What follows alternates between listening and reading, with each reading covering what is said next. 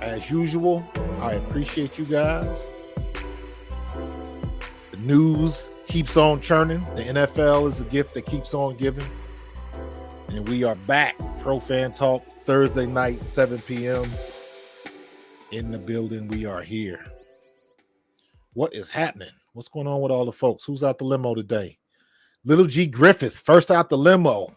Jason Sink, number 2 and 88. SMC, number 3, out the limo. What's going on? What's happening? We are in the house. Got a few people filing in on the Twitter space. I'm sure we're going to have a couple people in there on the Facebooks, the Facegrams, and the Insta-Twits, all that other kind of good stuff. We back.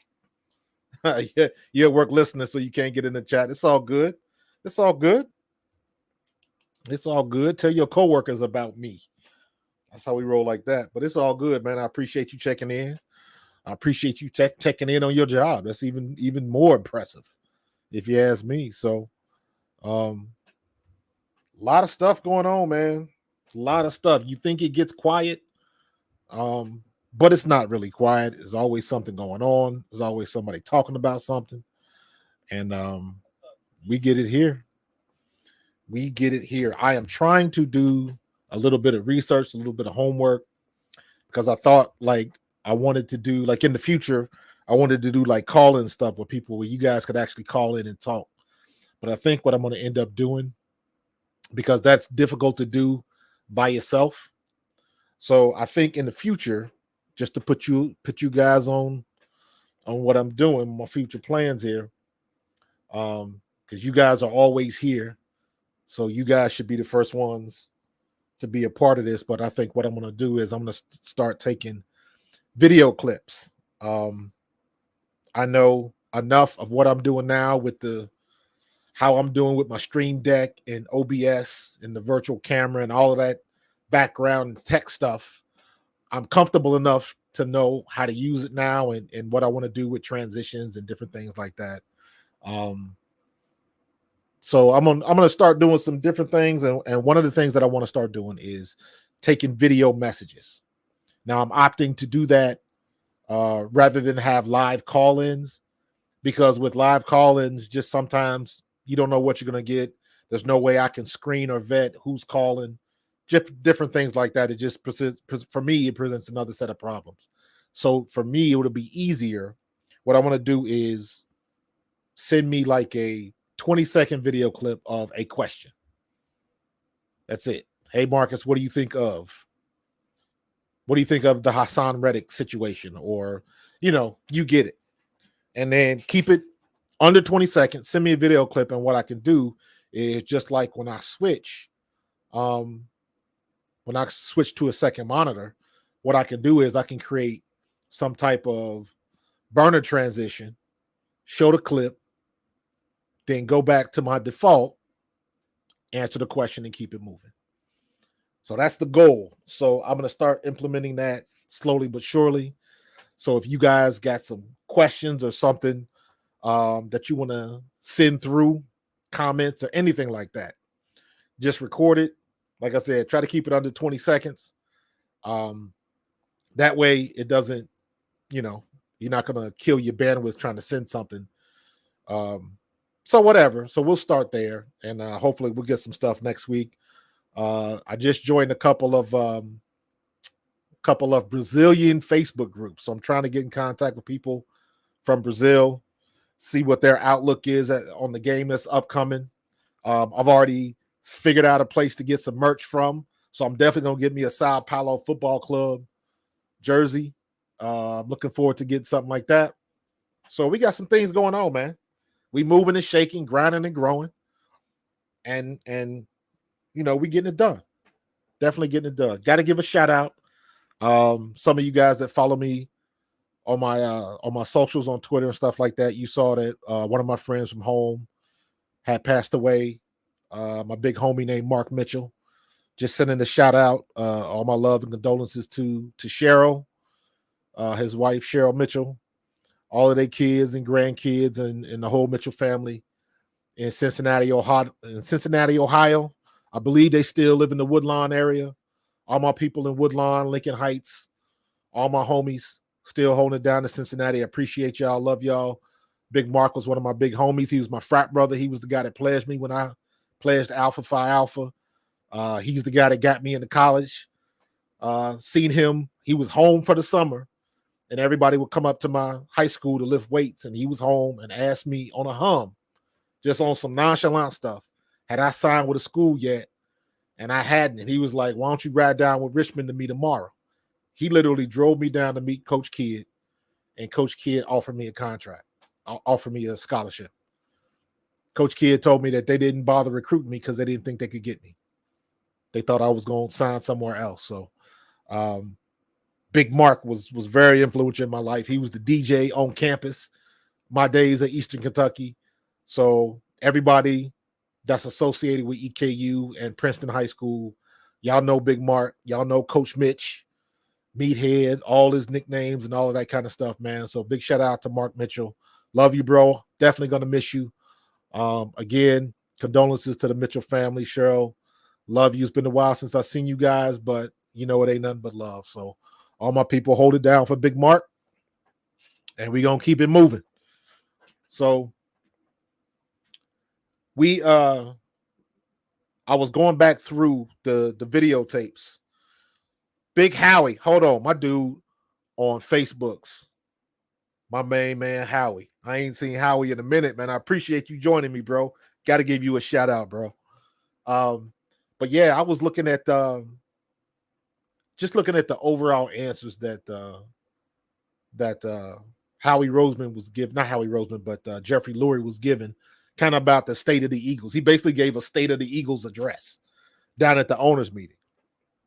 So, Weapon X, I appreciate that, bro.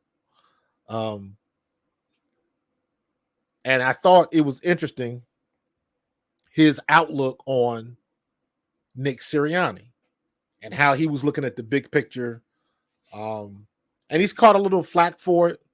You see some of the other media heads, I ain't gonna mention no names, but you know where to find them, that are kind of ripping him for what he said. And you know, I saw some people today calling him soft and all that kind of stuff. And it's like,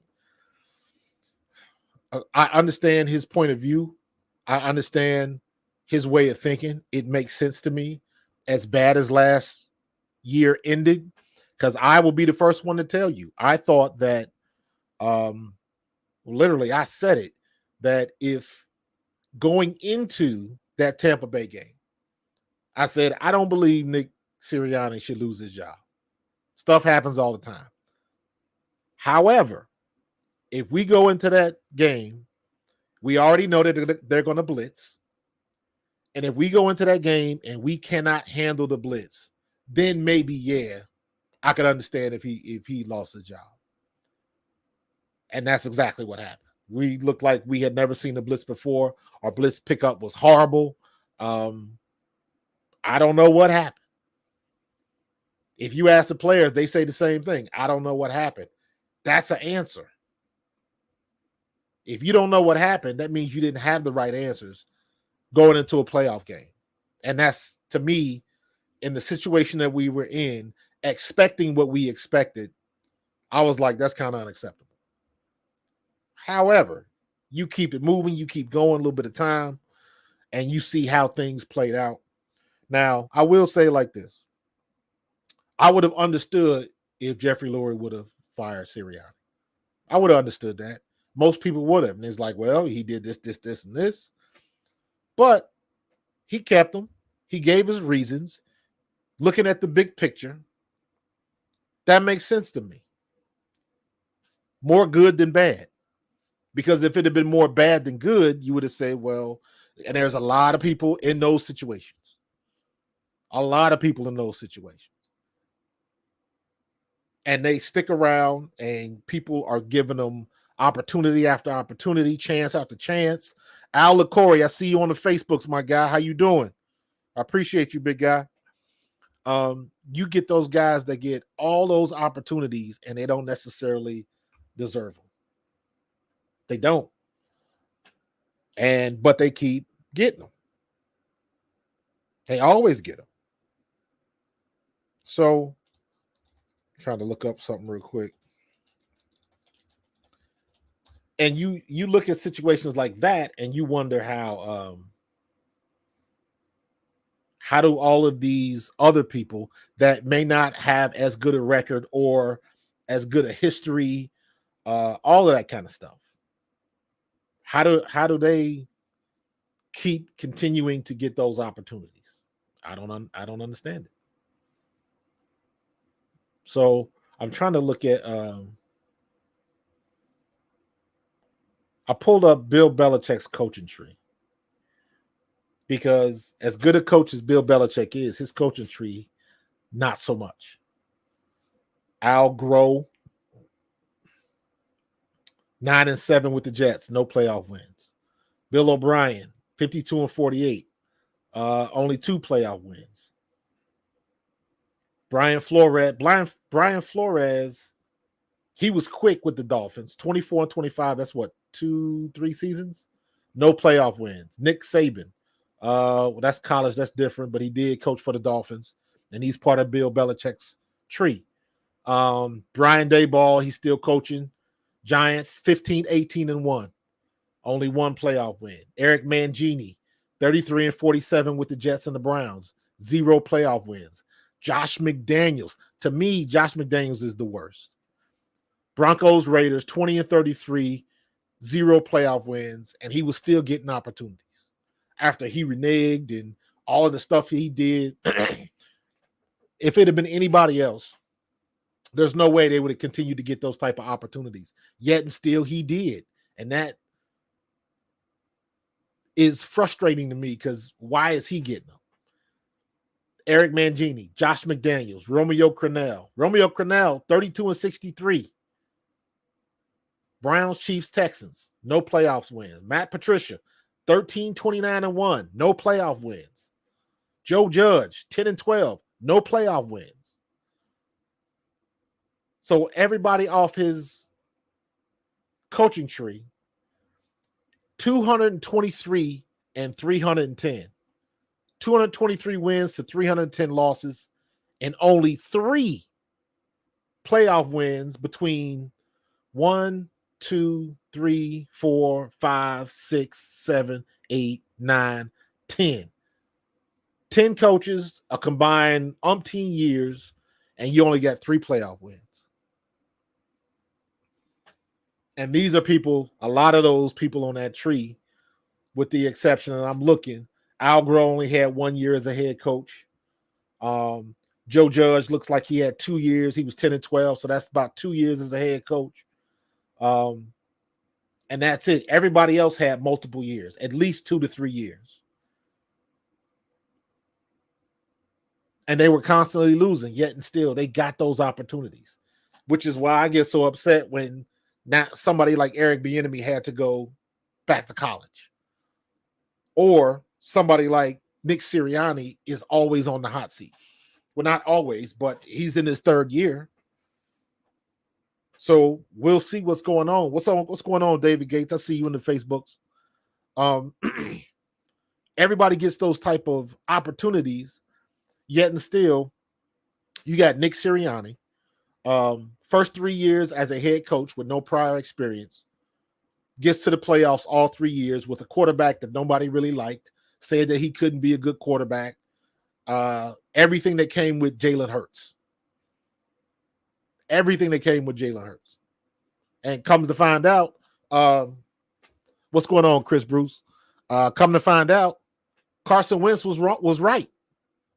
Carson Wentz was right for being worried about Jalen Hurts and feeling some kind of way. Because maybe Carson Wentz knew that this dude was a winner. I don't know. I'm throwing that out there. I don't know if that's true or not.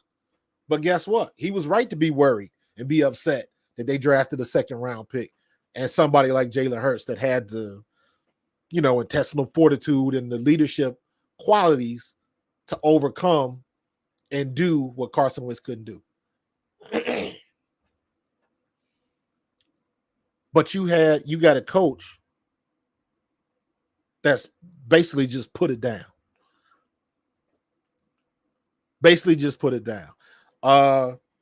Dave, we're going to get into Saquon a little bit. We're going to get into that. So, How does somebody like that, or somebody like the coaches that I mentioned from Belichick, the coaching tree, and there are other coaches, historic coaches that have moderately successful coaching trees, some good, some bad, and all of that kind of stuff, man. But why is it that Sirianni is catching the heat so much when there's been plenty of coaches with a much bigger name, with much better talent, arguably, that got less results? And they were supposed to be the be-all, end-all, and got less results. I mean, let's keep it real. He got to the Super Bowl his second year as a head coach. And this is the same dude that we was ripping a new one for the Flowers comment. And I never forget, if he ever listens to this, if he catches this, big shout out to him.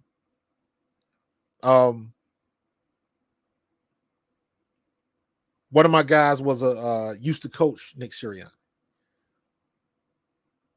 My guy named Jim Ballard used to coach Sirianni. I believe it was in the indoor league, one of the little semi-pro leagues. And I remember when we hired him, he was on my show, he was on my podcast, and he told me, he said, I'm telling you, he said, just wait, this dude's different. He said, this dude's a winner. He said, get over all of the stuff with the Flowers and the press conference, because his first press conference was hot garbage. He'll admit that. But you don't judge a book by the cover, right? You ain't supposed to do that. And we want to grab something and roll with it. And just society as a whole is always interested in trying to be the first person to rip on somebody. You playing PGA. I ain't been on that thing in a minute, man. But we are so quick to just rip somebody a new one, right? Because we know that they don't belong because of a very brief or very unimportant series of events. What's going on, Smitty? I see you in the building, bro. I appreciate you, man, as always. So you got all of this heat coming. Everybody got something to say. And it's just like, watch them work. Watch them work. And we know better because we do the thing every year. We go through this. What's up, William? Every year we go through this with new players, old players. We talking about the same thing with Haason Reddick, Brandon Graham, all of that kind of stuff. We do it every daggone year. Everybody got something to say about somebody for some reason. Do we pay Haason Reddick? Do we let him walk? Is he too old for that type of money? Is he wrong for demanding that type of money? We just gave him a contract 2 years ago. He already got paid, and this, that, and the other. And it's like, you got to look at the big picture. That's overall my overarching point to all of this was Jeffrey Lurie looking at the big picture with Nick Sirianni. And ultimately realizing that this dude has made it to the playoffs 3 out of 3 years. And at best, all he was he was an assistant offensive coordinator. He wasn't even an offensive coordinator. He was an assistant to an assistant. And he got up in there. Old heads are us. I like that, dude. KC Ross. I appreciate that, bro.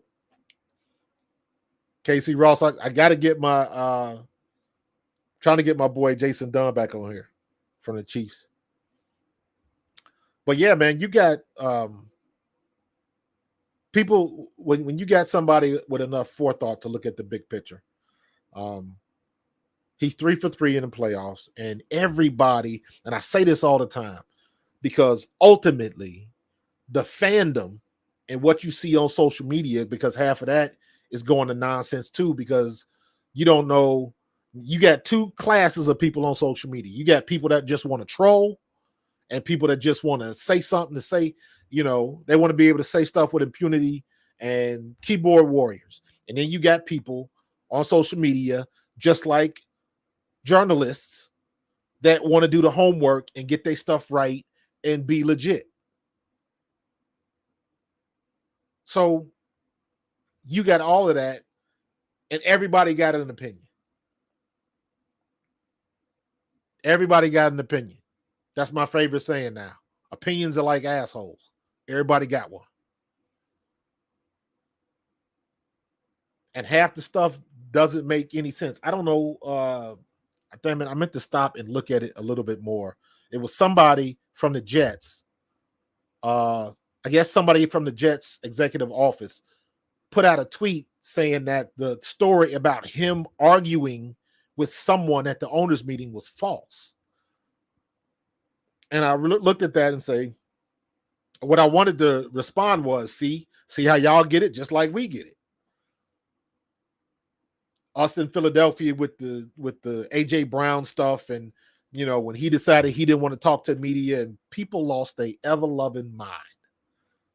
People in the media, everybody had an idea, everybody just knew, and of course, y'all know my favorite person, sources close to the situation. I have not found that dude. I am looking for him. I got a couple of calls into Dora. I done called Carmen Sandiego.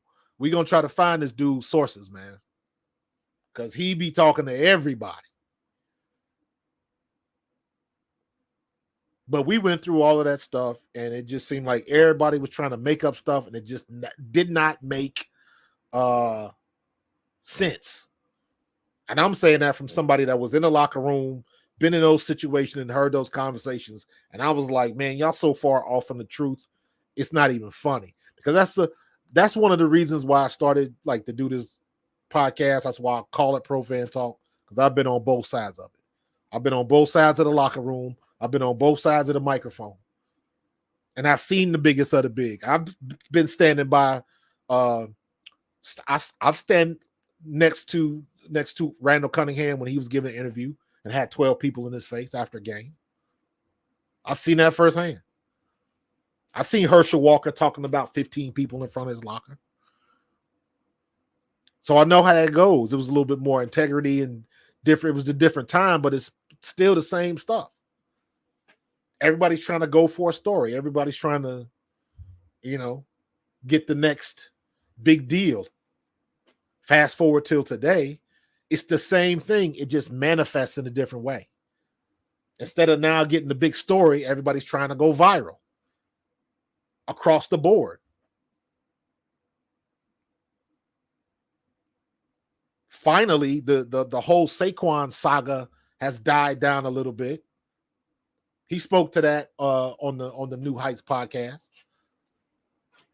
But ultimately, getting the big story is now the equivalent of releasing something on Twitter and it going viral. You getting 100,000 impressions on your post. That's what it comes down to.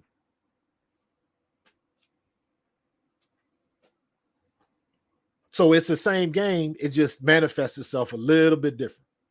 Little bit different. Being first. Yep. Negativity drives the clicks. Absolutely, dude. Everybody wants to see the train wreck. Everybody wants to see the train wreck. How many times did you watch the bridge collapse in Baltimore? Horrible. And you keep looking at it like, oh my God, ain't never seen nothing like that. That is a prime example of how social media works. Everybody wants to see the worst. Everybody wants to see the worst out of everybody else. That's why everybody and their mama trying to get on Club Shay Shay, and they still, even today, when I saw the last interview with Shannon Sharpe and who was it? Lorel, I guess it was. Godfrey. They still trying to, as long as they mention Cat Williams, traffic's going to go through the roof. And for about a 2-week period, if you was on social media or if you was one of the media heads with these shows and the morning shows and all of that kind of stuff, everybody was talking about who? Saquon and Tiki Barber. That was lighting up the airways. And everybody wanted to see, okay, this, then Ryan Clark got into it. And then he said this. And then Tiki was like, what is he talking about? And Ryan Clark was like, well, I'm taking over for Greeny in New York. So I'm going to pull up and we're going to have a man-to-man. And, you know, it was going back and forth. But that was generating traffic. It's all about generating traffic. Matter of fact, who saw the situation with Ice Cube? Ice Cube put out the notice, a $5,000 contract for Caitlin Clark to come play in the Big Three. She had already committed to the WNBA, but she ain't gonna make $5 million. She is not gonna make $5 million in the WNBA. She'll make $5 million with her endorsement deals. She's halfway there now. Probably more than that. But she ain't gonna make, she gonna go to the WNBA and take a pay cut. Caitlin Clark's going to the WNBA because she like ball. Don't get it twisted. And she good at it. And what's the first thing that happened? Now you got all these people coming out. You got some girl from the WNBA crying, like, why she getting that money? Well, because you ain't her. You ain't generating and you ain't putting butts in seats. So don't get mad, get better. That's what I used to say. I used to tell my kids that all the time. Somebody beat you, don't get mad, get better. I ain't trying to hear all of that. But everybody want to see the train wreck, man. So you got the trolls and you got the people on the shows now. It's amazing how back in the day with the shock jocks and Howard Stern and people like that get on the radio and just yell and scream the whole time. And those would be the ones that get the highest ratings. And people used to swear up and down, I never watched that. That's trash and blah, blah, blah. And yet and still, every year, them people had the highest ratings. And even now, with what's the guy that used to be on ESPN, and everybody used to hate him. He got into the fight with Jim Everett, and Jim Everett came across the desk and about body slammed him. Was that Jim Rome? Jim Rome. Jim Rome was the stereotypical jerk at ESPN and on the radio. And he got the right one that day. I remember seeing that. You can probably look it up on YouTube now. Jim Everett came across that desk and let him know in no uncertain terms, you ain't going to disrespect me. Because I think he called him Chris Everett, like the tennis player. And he was like, dude, don't call me Chris, call me Jim. And he did it again on purpose. Man, he came across that desk. He got the wrong one that day. I saw that something like that earlier. I think it was last season at a NASCAR race. And this young kid probably used to be in a bully, got up in one of these old dudes' faces. And if you watch NASCAR, if they get into the wreck or something like that, a lot of times people are heated and they go face off and jump in either face. They just blowing off steam. But this dude got a little too close, too fast. And the dude tried to give him the, hold on, go ahead, speak your piece. I know you're mad. And the dude got up in his face like that. And man, that dude put a 2-piece on that kid on camera.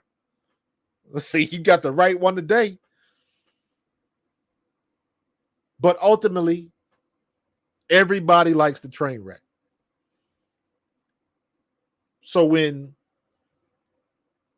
our season went up in flames last year, everybody wanted to see Sirianni go down with the ship.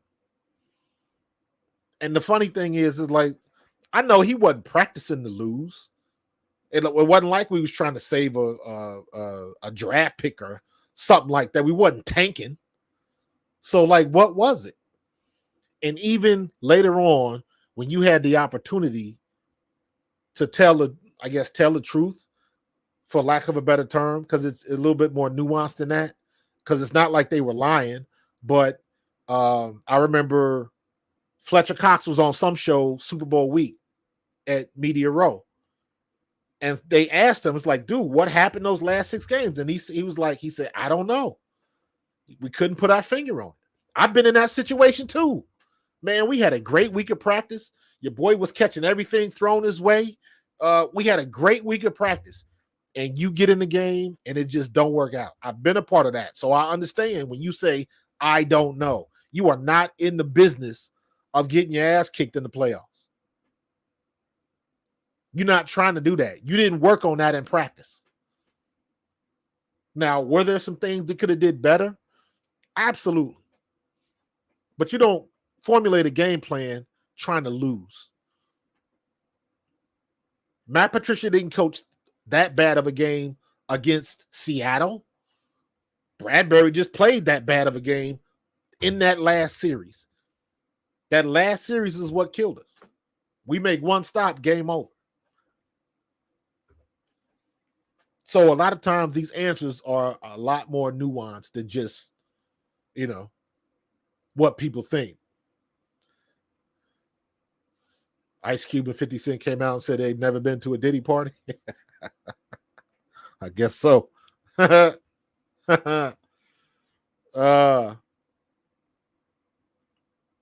So yeah, man, it's everybody want to be about the chaos, and Jeffrey Lurie just like I just thought it was a very, in my opinion, a very real world answer.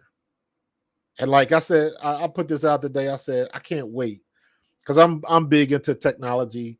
I'm watching and using AI and all that kind of stuff. And I said today on Twitter, AI is going to make a lot of these video games better. So who was that playing? Chris, was that you? Who was playing Cody K? Cody K playing PGA. The AI is making the games that much better. So eventually somebody's going to use AI and they're just going to come out with the most ultra realistic simulation game out there. Whether it's, when I say sim game, I'm not talking about Madden. I'm talking about like football simulator. Like, remember they had the game. It's a soccer simulator. It was for soccer, but you managed the team. You didn't play it. You could see the team playing, but the computer simulated all of that stuff. Your job was to run the team. They got a football simulator, an American football simulator, a soccer simulator, baseball simulator, a cricket simulator. All the major sports, they got a simulator type game where you don't play like you play on Madden. All you do is you play the owner or the GM, and you sign people and you scout people and you got to do all of that. Yeah, I feel you, Bob. It was bad. But my point was, I can't wait till the AI makes those type of simulators like super duper ultra realistic.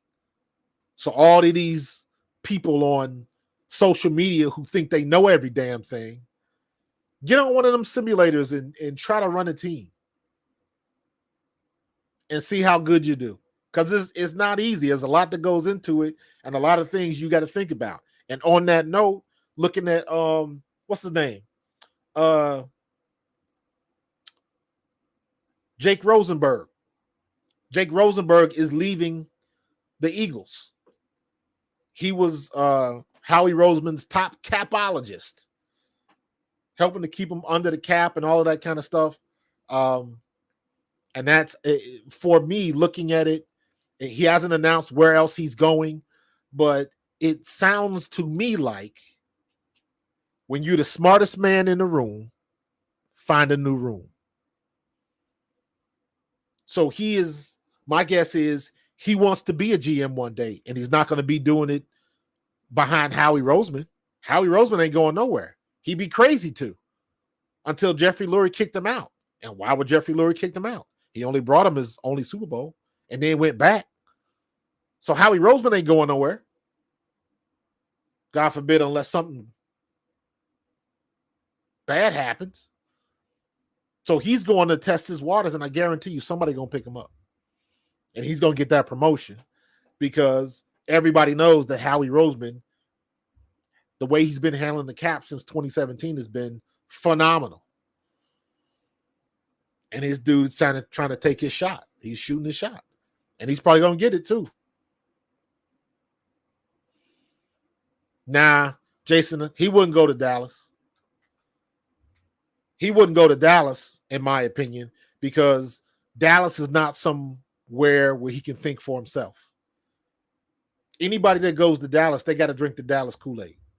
And that's the problem in Dallas, in my opinion. Dallas is going through their own issues right now, and they're self-inflicted. They got a war going on, a war of words between the official Dallas Cowboys media and the Dallas Cowboys content creators. There is a legitimate war of words between the two, and it is hilarious. And in between all of that, you still got the issues going on with Micah Parsons and everybody down there that's got a podcast. Because they're doing too much. They talking too much. I'm going to have to get, I'm on effort to get somebody. I want to get one of these former players, see if I can talk with them. Because like this stuff is off the charts. Some of the stuff they doing. And Dallas is like, I guess Dallas just want to be loud and everything. They got the lion's share of the merch market because they're the number one brand in the NFL. I believe in the world. Dallas Cowboys and Coca-Cola. But even with all of that, whatever it is that they're doing ain't working. Dak Prescott is in the situation now. It doesn't look like they're going to renew his contract. So he's going to be playing on his last year next year. So he's playing for a contract. Somebody will end up picking him up. The problem with that is you never want to. The reason why most people don't want to go on their last contract is because the risk of getting hurt. Because if you get hurt, that could be a wrap. That could be a wrap. Don Vaughn, let me be honest with you, man. Like, I don't like Dallas either. But what I will say is some of those Dallas content creators are pretty good.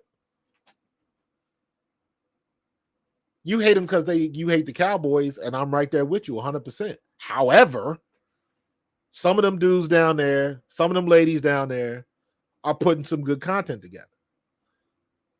I've gone back and forth with some people, my guys at Out of the Box Sports, and some other Cowboys fans, because I like to talk, and I like to talk ball.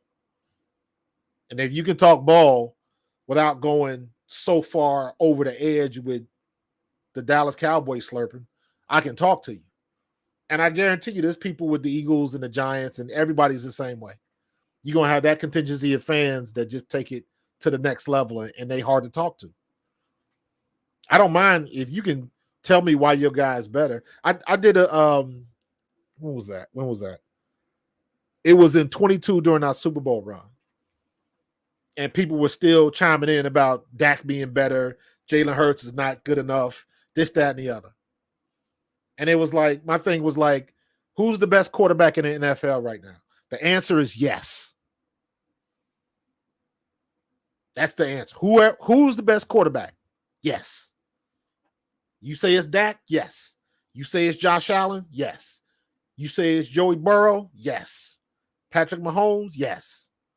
Brock Purdy? Yes. It don't matter. You can pick anybody you want.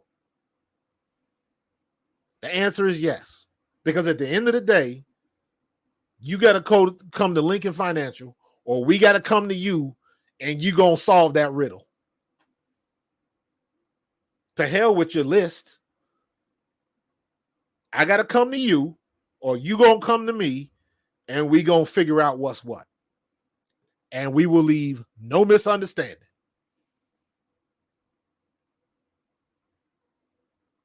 So I don't get so caught up in all of that nonsense, because ultimately it don't matter.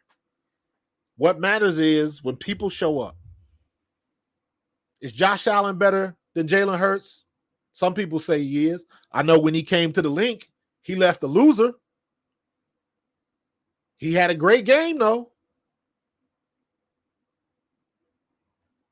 But unless you go to NFL.com, look at that game, and watch that whole game, all you know is dub or L, period. All the other stuff is irrelevant. And I love bringing this up because they asked for it and they got it. All of that smack talk Debo did and the 49ers did. All of that smack talk backfired. All of it. I believe it was Fred Warner that said they wish they hadn't have done so much talking.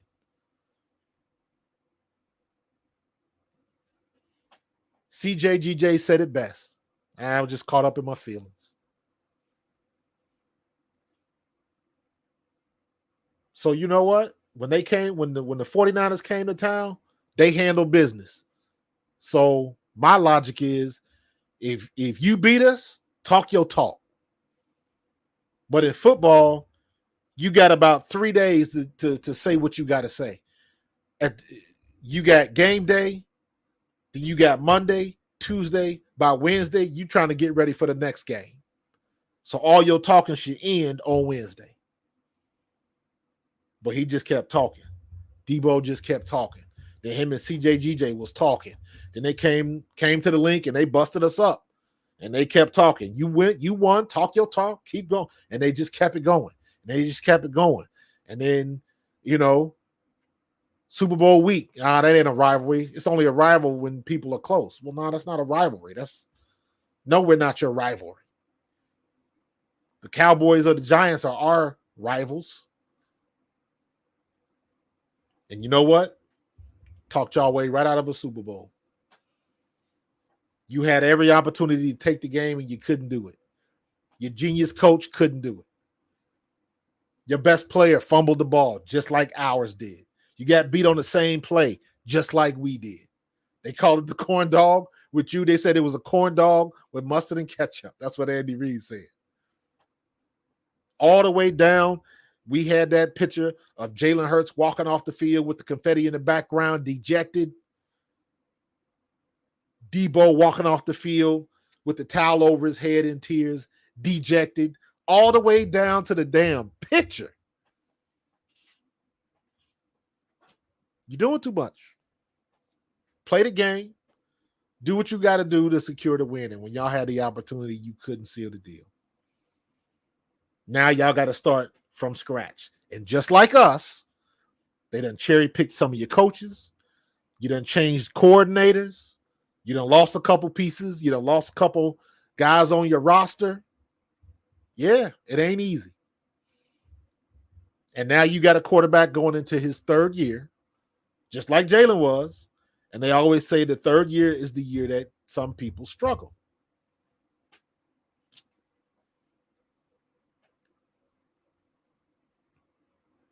Don Vaughn, that is not out of the realm of possibility. And I'm saying that from the standpoint of we have weapons. You name another team that got weapons across the board like we do.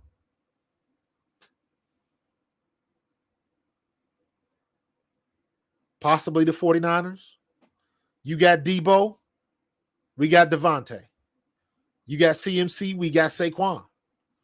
You got Kittles. We got Goddard. I'll take Jalen Hurts over Brock Purdy any day.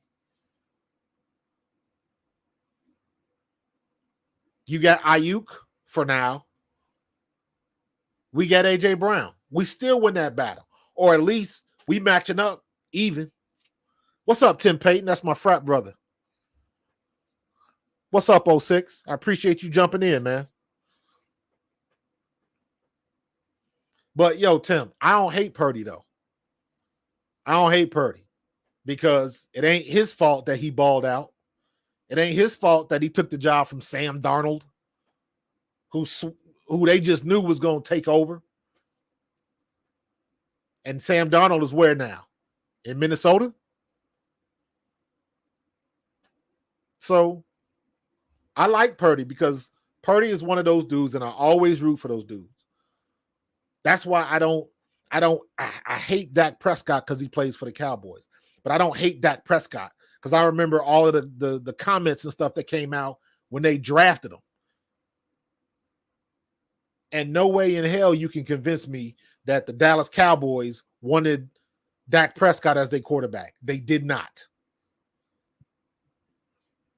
That he came and balled out his rookie year and you couldn't ignore him. Same thing happened with Tony Romo. They didn't want Tony Romo. I remember they used to the clown on his name, Tony Romo.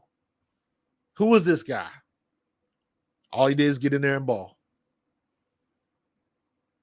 They thought Andy Reid was crazy when they moved up to get Patrick Mahomes. They thought he was crazy.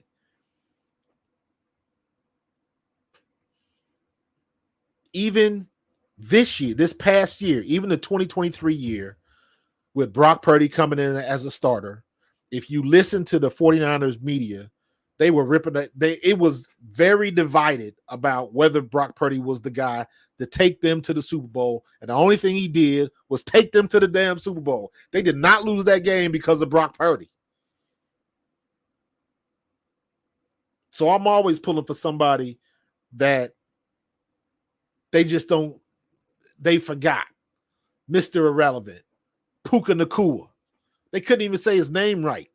All he did was step on the field and ball. Throw me the ball. Let me do what I do. And props to the coaches that can let that happen. When we've had the last two running backs underutilized. Miles Sanders, nobody thought he was a great receiver. How the hell are you supposed to find out if they don't throw him the ball? Then you had Kenny Gainwell, who was a better receiver than Miles Sanders, still wouldn't throw him the ball. And let me just say this about Kenny Gainwell. Since we're talking about my running backs, let me just say this real quick about Kenny Gainwell. When Kenny Gainwell was in college, the only thing he didn't do was step off the field because they kept bringing in these blue chip freshmen behind him, and everybody thought he was going to give up the ghost, and he didn't. The only thing he did was stay on that field and say, take my spot, and couldn't nobody do it. And then he gets here. Miles Sanders is here. He splits time. He proves he's the better back, at least the better receiver. We don't throw him the ball. Then we get DeAndre Swift. Now, DeAndre Swift was a different story because DeAndre Swift, when he stepped on the field, he let you know he was that dude. There was no misunderstanding. DeAndre Swift let you know he was the best running back on the Philadelphia Eagles. You can't debate that. And then we didn't throw him the ball. It's like, what are we doing? Now we're in a situation. We done paid this man $30-something million. We are not going to bring this man in, pay him this much money, and not use him. So again, the pressure is on Kellen Moore.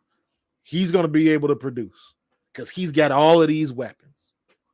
He don't have a good running back. He's got a great running back. He's got an elite level running back.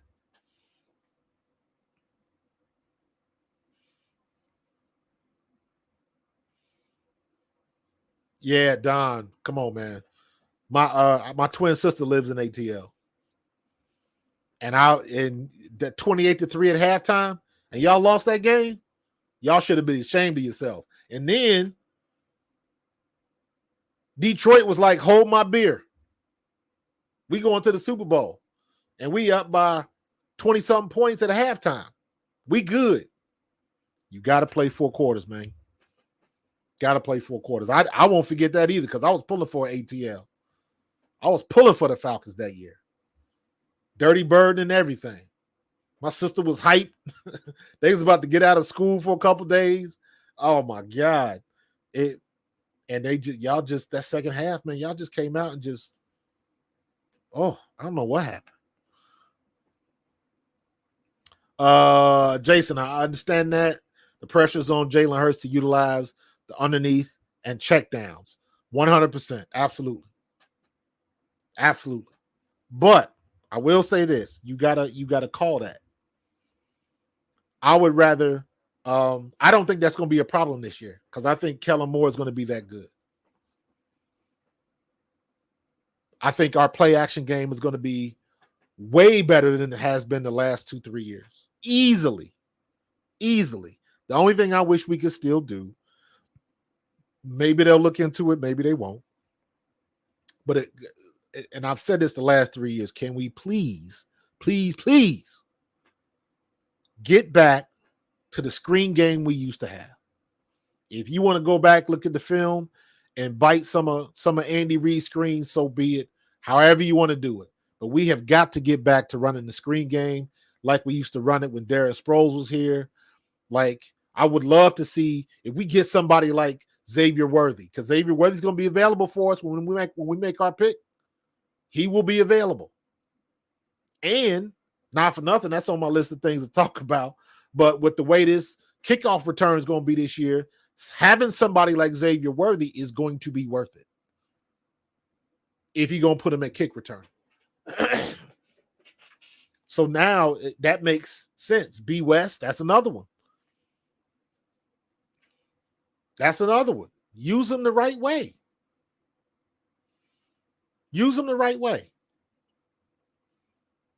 And I think Kellen Moore is just,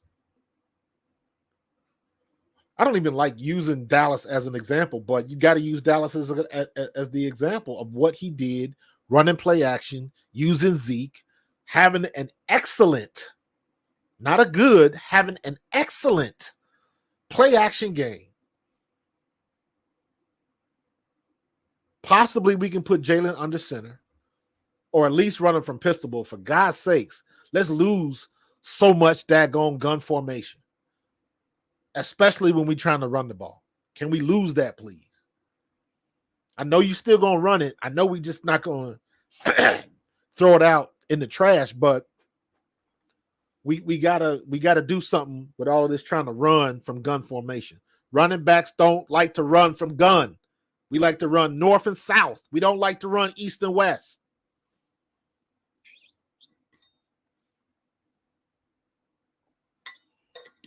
Dallas run that read play. Dak would stick that ball out, and our linebackers would take off. And it works every time because you're going off of the instinctual football player. That's what they are programmed to do. That's what they have taught linebackers. Go to the ball. Little League, day one football. Get to the ball. And when you stick the ball out like that, you create space. When you create space, you got a built-in mismatch.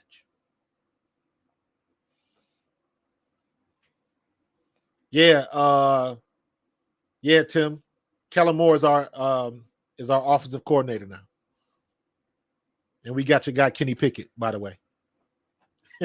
He's our backup now. I don't know if you knew that. So Chris, downhill, bro. Downhill. My favorite play this past 2 years was the San Francisco skinny pitch. They would set it up. They would run the wide pitch. I would call it like an 18 pitch. 8-9 hole is outside the tight end or the end man on the line of scrimmage. That's an 8-9 play. So if it's a pitch, we would call it 18-19. But what they do is they pitch it, and then he hits it in the guard tackle gap. So I call it a skinny pitch. He takes a half a step to the right or to the left, gets the ball almost right behind the quarterback, as opposed to quarterback pitching it out wide where he gets the ball. The running back literally catches the ball, usually behind the tackle or tight end, going in that direction. But the skinny pitch, you get the ball at worst behind the guard, and then you go straight ahead. But everybody sees the pitch. So again, the linebackers take off. They over pursue. sets up the blocks for your pulling guard or your tackle going up to the next level, depending on who's over. So it just sets up the blocks. But that skinny pitch and that wide, love that play because it always seemed to work. And they set it up perfectly. They set it up perfectly.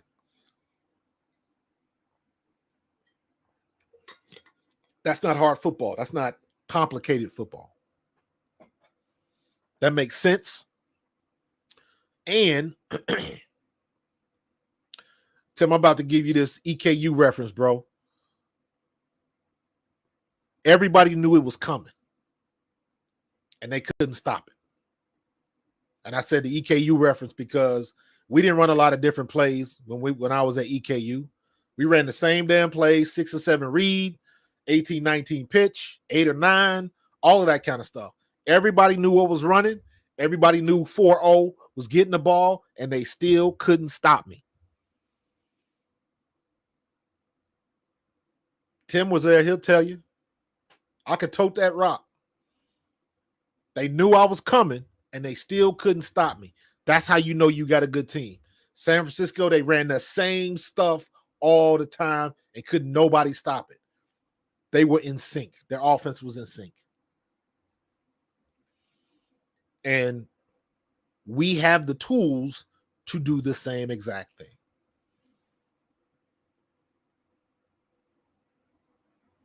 Our offense can be unstoppable. A.J. Brown, Devontae Smith, Saquon Barkley, and Jalen Hurts. Can you imagine what our play action and our RPO is going to look like with Saquon or Jalen? Are you kidding me?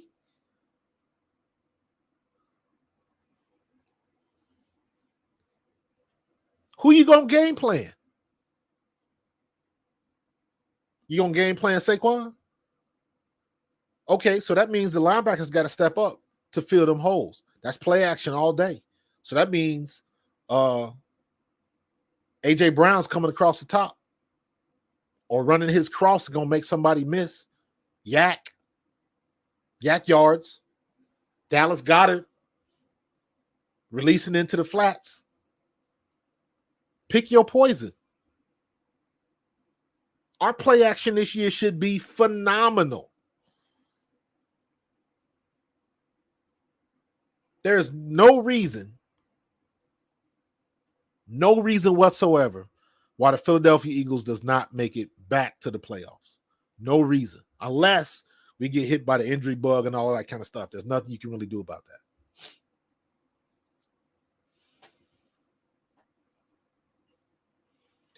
Don Vaughn, they might pick a tight end, but guess what? I haven't seen the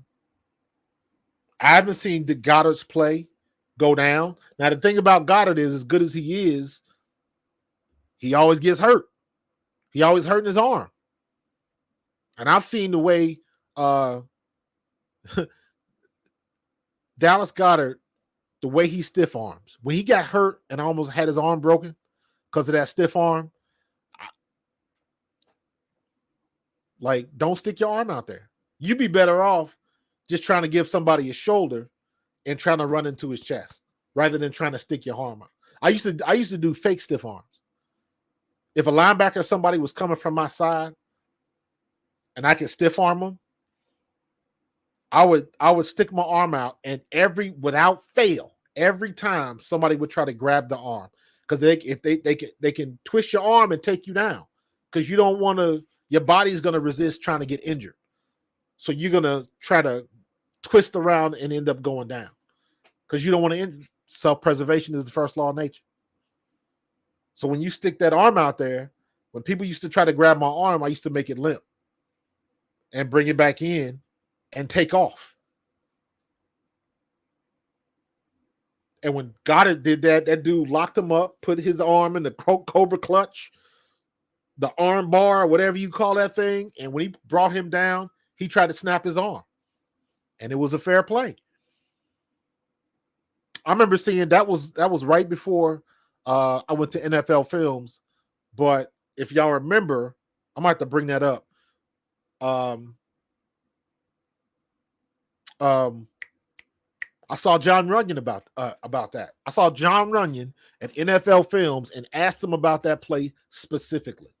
And it was a legal play. You put your arm out there, you fair game. So Dallas Goedert, I don't see his play has not dwindled, in my opinion. It was more so him trying to stay healthy. But also, somebody I'm really high on is Albert Okwuegbunam. He is 25. All right. He is the same size as Goddard. He is 6'5", almost 260. And I believe he runs a 4.6. He is an athlete.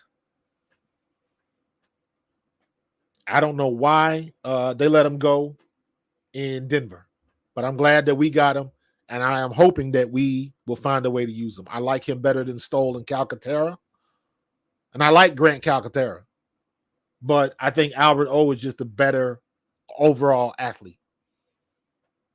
But you got to get him the ball. You got to get him the ball. So I think our tight ends are fine. I think Albert O at his age, if we lose Dallas Goedert or we don't re-sign Dallas Goedert, I don't see any reason why Albert O couldn't step in next year, going to be 26 years old and be our starting tight end for the next 2-3 years.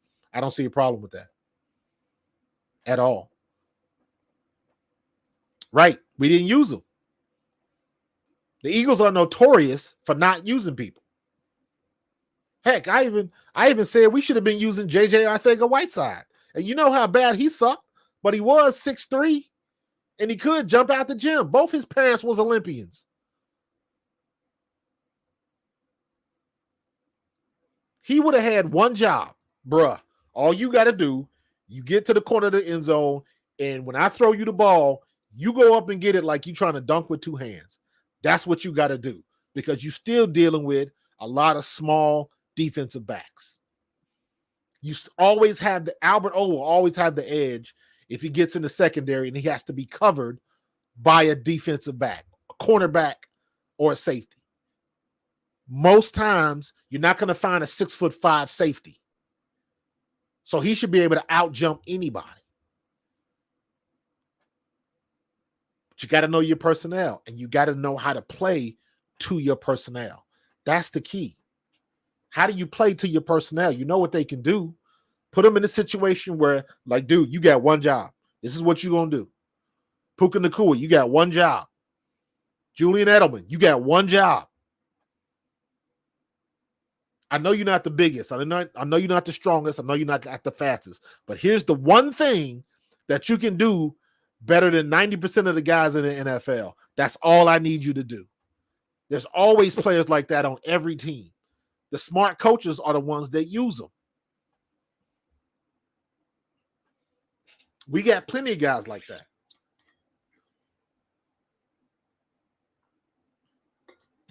You think of look at Brandon Graham. Look at Brandon Graham. Give me a sec. Brandon Graham. I'm gonna go to stats, player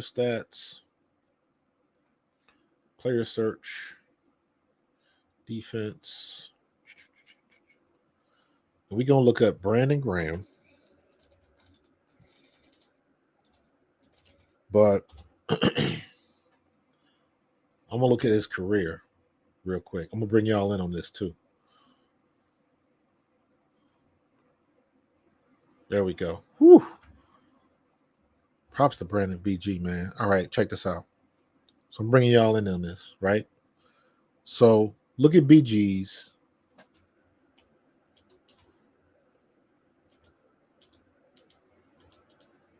Oops, wrong one. Try this one. All right, look at BG's. We got BG in 2010, right?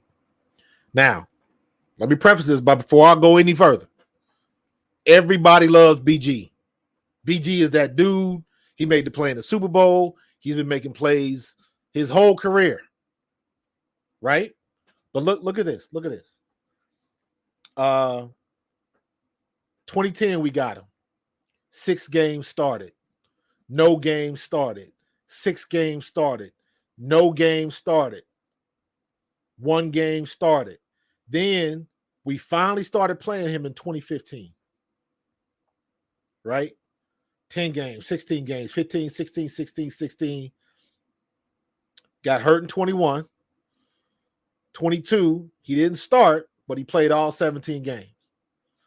But let's go back to the tackles. Now you see first 4 or 5 years, 11, 4, 29, 14.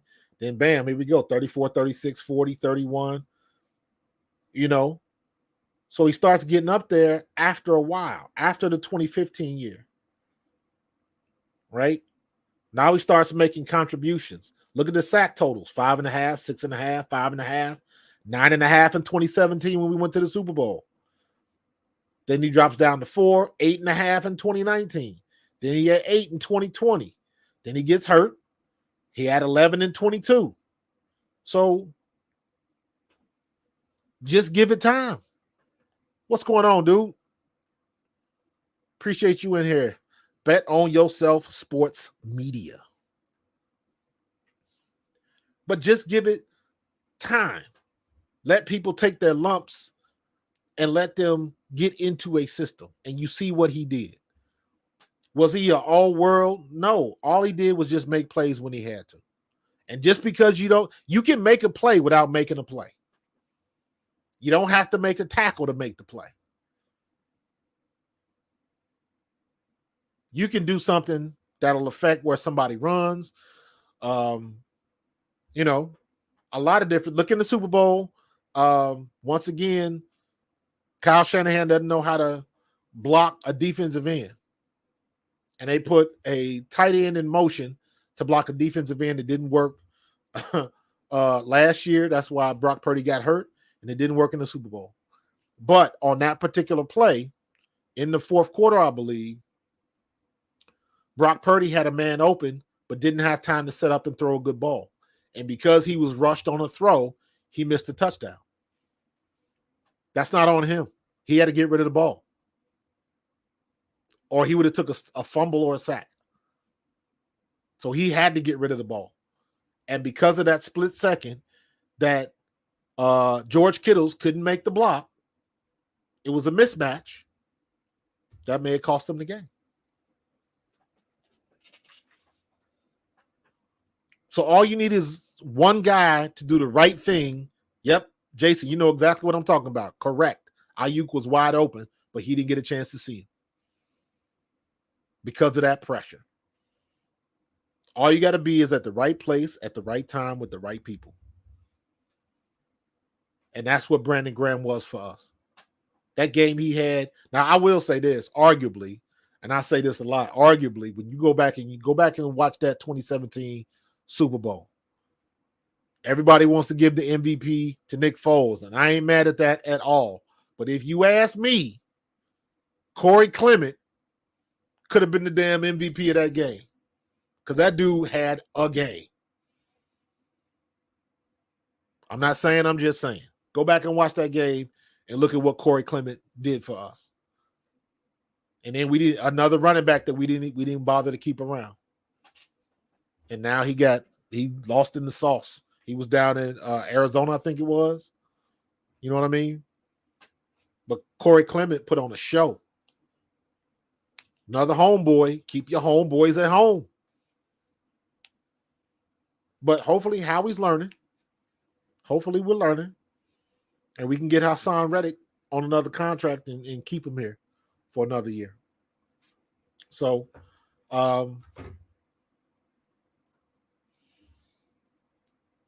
what's next? Speaking of Haason, Haason is most likely going to be a victim of bad timing. That's what it looks like.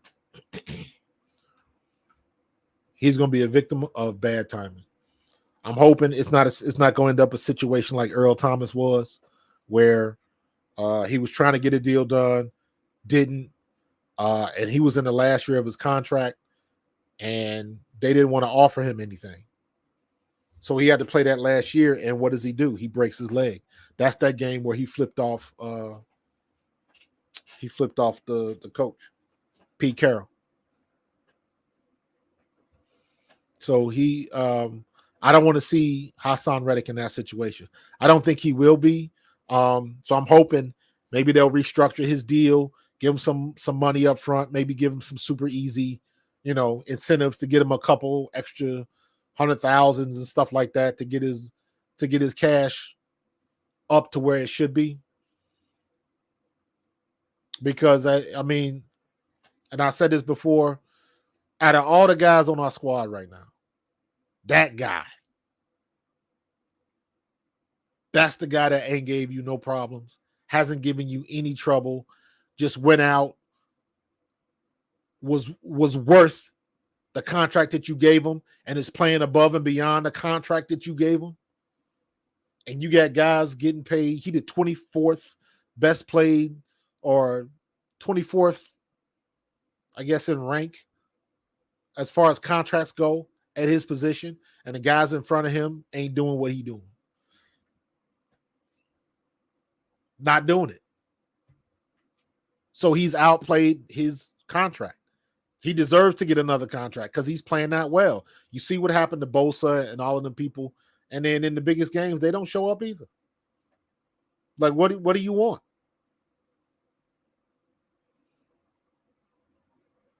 So I understand. You don't want to go into your last, and let's be for real, when you're getting over 30, you got one opportunity to get that last gig. And that's what he's doing. But unlike a lot of people, younger and older, he's earning his worth. He is earning his money. In the meantime, Kirk Cousins can still get another $150 million. He been to one playoff game and hasn't won. Is it one playoff victory or one playoff appearance? I don't remember.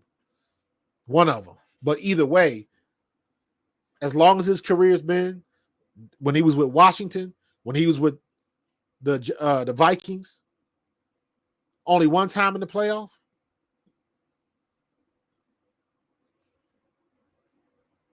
And he's made over $400 million in his career. That is crazy. Maybe we need to take out a GoFundMe for Atlanta. Y'all need the money. Listen, I can't. Huff is not going to be a backup. If anything, man, we going to have a hellacious rotation at defensive end. Because don't forget, now you got Haason Reddick until I see he's departed. He's still on his team. So you got Haason Reddick. You got Brandon Graham. But Brandon Graham, he already knows he's going to be a backup. Brandon Graham is going to play his role. Josh Sweat, Nolan Smith, Zach Bond, the linebacker we just signed, he's a hybrid. They got him listed as an outside linebacker, but technically so was Haason Reddick. So Zach Bond is a hybrid player. So there's going to be a couple times where he's going to be on the line of scrimmage. That is going to happen. So you got all of them people. That is either going to be a hellacious rotation, or somebody going to be mad that they ain't playing. That's what it's going to come down to. The odd man out most likely would probably be Brandon Graham. And I'm not saying like he won't be on the squad. He just won't be getting a lot of snaps. But we're going to have some fresh legs coming in there. That's for sure. So, again, this is where you paying Vic Fangio. This is what it's about. I see my guy, Frank Coladonato, on the Facebooks. What's going on, my guy? Good to see you, brother. I appreciate you. So, Yeah, man. Frank, by the way, I got a question for you, man. I will hit you up after my show. Yeah, Jalen Carter wrecking shop as well. Absolutely, Jay. Absolutely. My only worry about Jalen Carter is I just hope he don't turn into something stupid because he has that potential. He hasn't done anything yet. So I just hope he's got his head screwed on straight and he can stay focused. So somebody like him, what is he doing when he goes home? You know what I mean? So I think Jordan Davis will be fine. Big Dom will keep him in line. Facts. Big Dom ain't no joke, bro. Big Dom is no joke. Yeah, man. We if he stays, I still think he'll end up getting dealt to Atlanta. But if he doesn't, and there's a good chance that he doesn't, and he stays in Philadelphia, we are going to have a hellacious rotation. And if we do trade him away, we'll probably get picks. And I have seen a lot of mock drafts where we end up with Chop Robinson. And I am not mad at that at all. So we'll see how that plays out.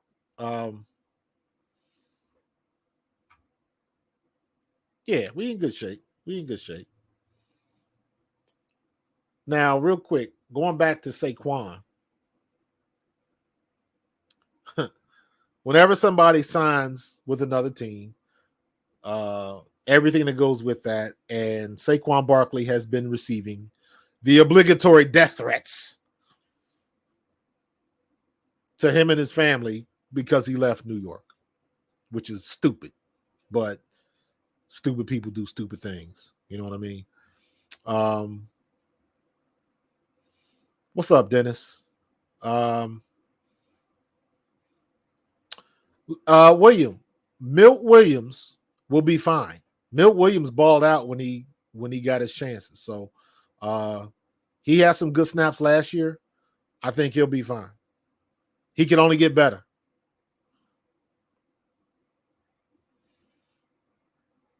Dennis, we're gonna get into the yeah. I knew that, man. Condolences, bro. But yeah, we gonna get into the flag foot the changes in the UFL and all that kind of stuff. But yeah, Saquon mentioned on New Heights podcast that he family getting death threats and all that kind of stuff, man. I always find that stuff funny. Just the whole shtick of all of these fans being uber upset. I like to say that I know he wasn't the first one to do it, but he's usually the one with most eyes on him, which is why he does it. Was when Skip Bayless started doing the stuff with the Cowboys. Every time the Cowboys would lose, he'd come in the kitchen and throw his jersey away and throw his hat away and all that kind of stuff. And now every time the Cowboys lose or somebody loses a big game, there's always videos. There's always a video with a camera set up in the perfect angle when somebody loses their stuff at the end of a game and they smash their TV or throw a bottle at the big screen and crack it. All of that type of stuff. I saw one guy that took his TV off the wall, slammed it in the driveway, and drove over it with his truck. I was like, that's a little extra, but okay. It's the whole death threat thing, man, is it's a shame because people troll and they only do that to get a reaction. But they're idiots out there, so you got to take it seriously. But the fact that he got to go through all of this type of stuff just because he signed a contract when your team didn't want to offer him one, that ain't his fault. He wanted to stay in New York. And the Mara family did not want to pony up the cash, so you get what you get. So y'all burn all them jerseys or donate them to the homeless or do something. But, that's y'all fault. Your owner didn't want to give up the money. People act like Saquon Barkley wasn't trying to stay in New York for his whole career. Y'all the ones paid Daniel Jones. Don't get mad at him. He didn't sign them checks. Y'all were the one that wanted to do that. He was trying to get it set up so he would stay in New York. And just by seeing the type of dude that this guy is, it is my opinion that if you would have signed him to a 3-year deal instead of Daniel Jones or whatever it was, and you would have kept Saquon in New York for the next couple of years, when it was time for him to get another contract, his last contract, he probably would have gave you a hometown discount. Because it just seems to me that he is that type of dude. He would have did that for, I'm gonna take the minimum, just almost like what BG did. We got BG for $4 million. Now you got plenty of cap space to go get your draft picks and everything we need to go to continue this team's success. Y'all could have had that, but Mara didn't want to spend the money, and you get what you get. That's on you. That's on you, Giants fans. So don't burn the jerseys. Don't send threats to his house. Don't throw eggs at his house and all that kind of nonsense. Go to the mayor's house and do that stuff. Go down to the Giant Stadium and do that kind of mess. It's their fault. It's their fault. So I ain't trying to hear it. Not trying to hear it. So to your point, Dennis, we're going to get into these new rules.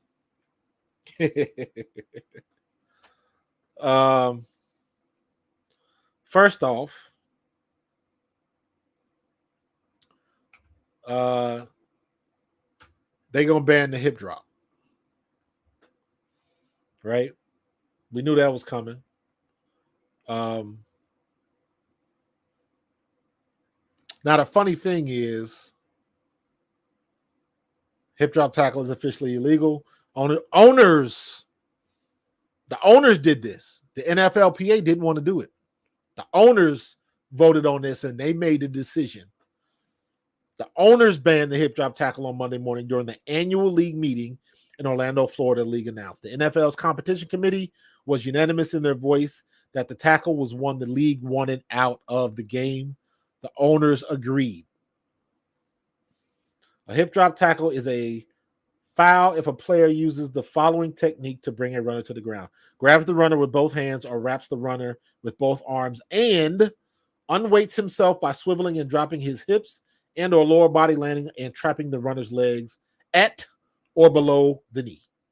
15-yard penalty, lost first. Or 15-yard automatically first down, right? Yeah.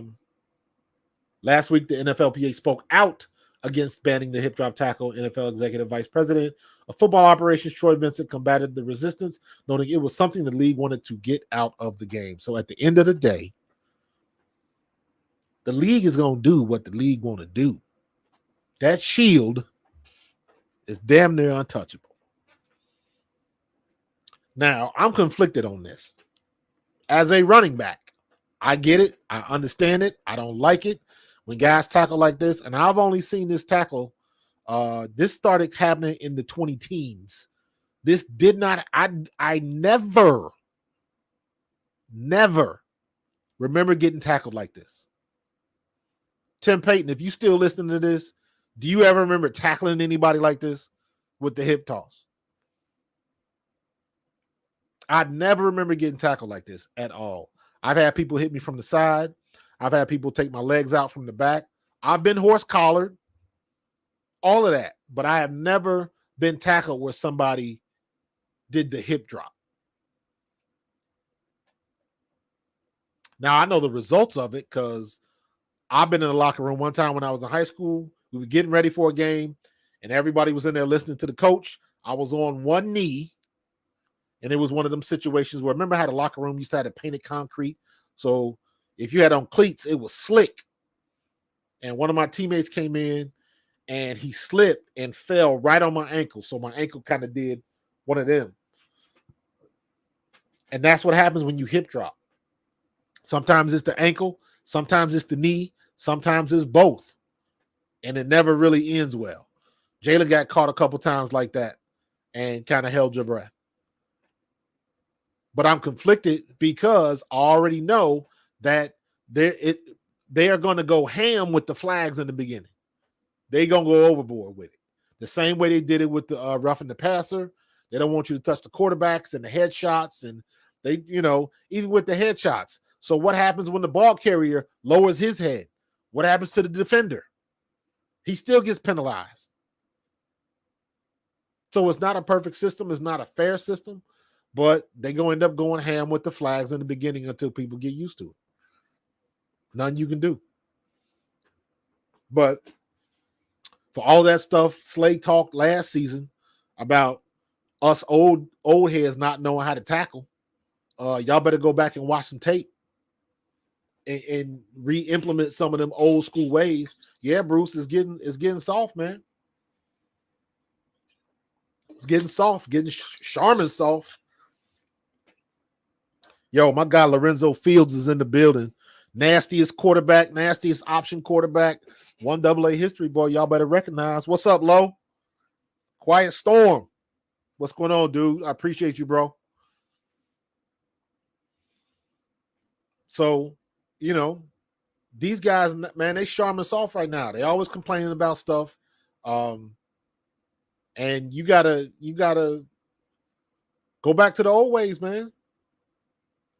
Get your head on one side or the other and drive through the ball carrier.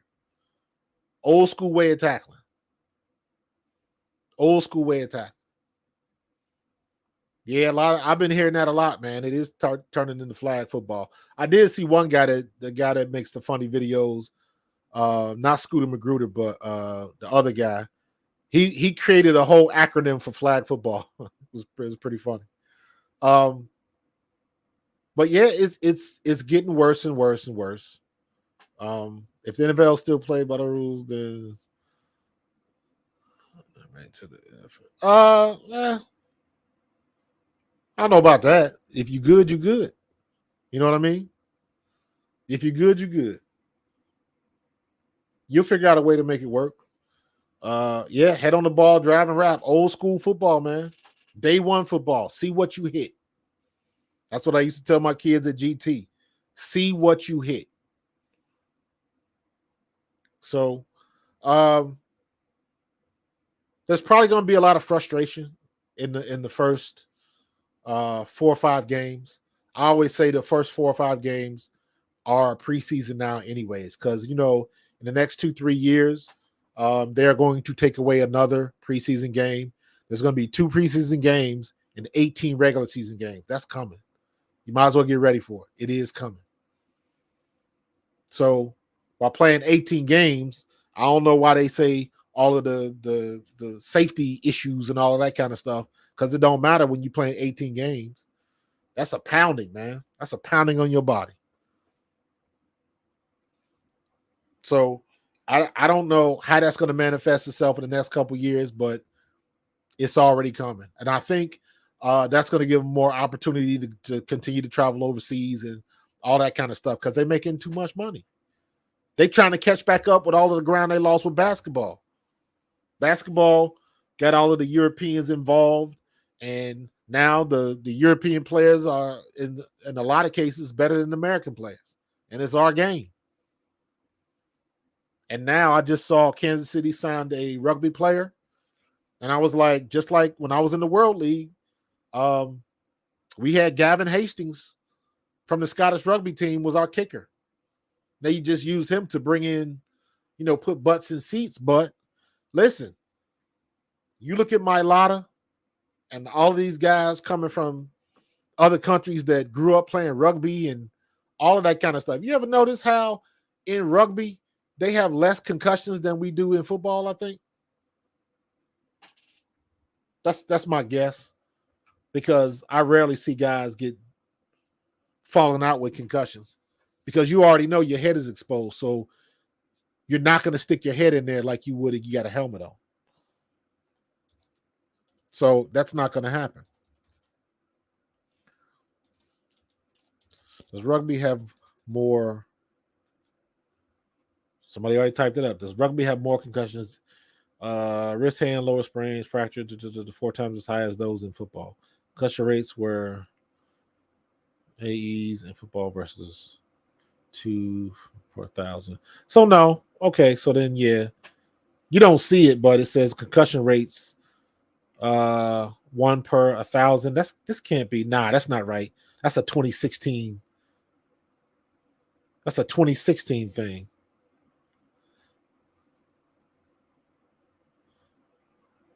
Yeah. Yeah, I'm gonna have to do some more homework on that. Although the collision sport of football and boys lacrosse had the highest number of concussions, and football has the highest concussion rate, concussion occurred in all other sports and was observed in girl sports at a rate similar to higher than those of boy sports. Yeah, it doesn't really say. Doesn't really say much. I'm about to look into that. That's an interesting back and forth. Because my argument is the rugby players know they don't have a helmet, so you're not going to lower your head and do some of the stuff that we do in football. So I'd be curious. Yeah, rugby doesn't make NFL money. Absolutely. 100%, dude. 100%. Do I look frozen? I'm looking on my Facebooks and my Twitters, and I still look okay. Does anybody else see me as frozen? I'm not sure, Cody K. I think I'm good. Think I'm good, bro. What's next? The kickoff. The kickoff. Let me bring up my Twitter page. Hold on. I'm gonna bring y'all in for this. That is my Twitter feed. So yeah. So this was on NFL Ops, and this kind of showed the rules. Let me get myself out the way. Hold on. Let me get myself. You know what? I'm gonna get rid of the shader, and I'm just gonna make myself smaller so y'all can see it. Right? So here we go. This is just all of the rules with the new stuff. Any kick that lands in the landing zone must be returned. Any kick that bounces from the landing zone into the end zone must be returned or down by the receiving team for a touchback and possession on the 20. So, yeah, it'll be interesting to see how they do this. And here's the funny thing. This is from the XFL, right? The UFL is doing a more traditional kickoff. The UFL is not doing this. Now, you remember the UFL was the XFL and the USFL merged, right? That's the Rocks thing. So they're not doing that. UFL is doing like a traditional kickoff, but the kicker has to kick from his 20. So we got to kick the ball 80 yards for it to go into the end zone. That's not going to happen. That makes more sense. And I'm sure you could put some more,